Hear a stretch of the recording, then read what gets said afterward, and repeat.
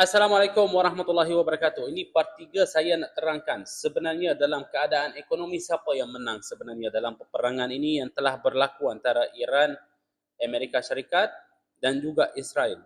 Yang paling menang besar ada dua pihak. Yang pertamanya adalah Amerika Syarikat. Mungkin ramai yang akan tanya, kenapa pula Amerika Syarikat menang besar? Kau orang ingat tak, 2 bulan yang lalu Amerika Syarikat telah dicolekkan Presiden Venezuela. Dan selepas mereka dicolekkan Presiden Venezuela, Amerika telah diumumkan kami telah dirampaskan berjutaan tong minyak daripada Venezuela dan kemudian kata costing untuk memproseskan ataupun tapiskan minyak Venezuela sangat tinggi berbandingkan dengan harga minyak yang dikeluarkan oleh negara Timur Tengah. Kerana pada waktu itu Timur Tengah dijualkan satu tong minyak pada harga 60-65 USD, tetapi Venezuela punya satu tong minyak pula costing saja lebih kurang 80 hingga 90 USD. Jadi pihak Amerika jutawan tong minyak ini yang telah dicolek secara bersuma, mereka nak buat apa? Melakukan satu peperangan, naikkan harga minyak, yang Timur Tengah punya pun dah naik jadi lebih $100 pada hari itu satu tong minyak. Jadi Amerika boleh diproseskan minyak Venezuela dan dapat juga untung. Nampak tak kecerdikannya di mana? Kalau tak, Venezuela punya minyak hilang macam tu, hangus macam tu, tak diguna. Amerika memilih macam tu untuk berperang supaya mereka dapat untung beratusan juta ataupun beratusan bilion dolar daripada bokek siapa? Bokek aku, bokek kau, bokek dia.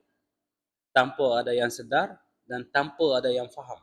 Sekarang ni korang tahu, minyak dah naik harga gila-gila. Satu tong dah sampai $105, $120, $115 pun ada. Jadi yang untung besar Amerika. Yang kedua adalah China lah, macam saya kata.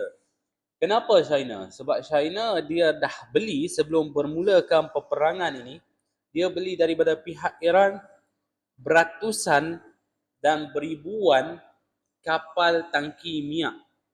Walaupun Iran dia ada di bawah sekatan Amerika, tetapi mereka ada caranya lah kan, dibawa pergi ke China dan disimpan. China telah diumumkan kita tak diganggukan dengan bekalan minyak kerana kami ada bekalan bertrilion ataupun beratusan bilion tong minyak.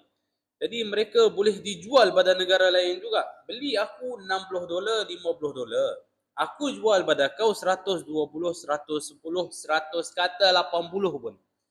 Berapa bilion dolar mereka dapat collect ataupun kutip daripada kita.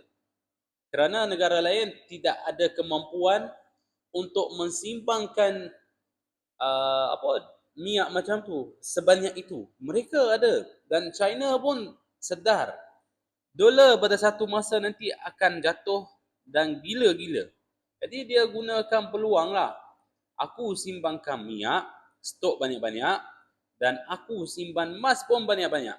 Cuba korang cari balik apa yang China beli dalam masa tahun yang lalu daripada emas dan juga minyak. Mereka tidak beli lagi fulus USD. Mereka guna minyak dan emas.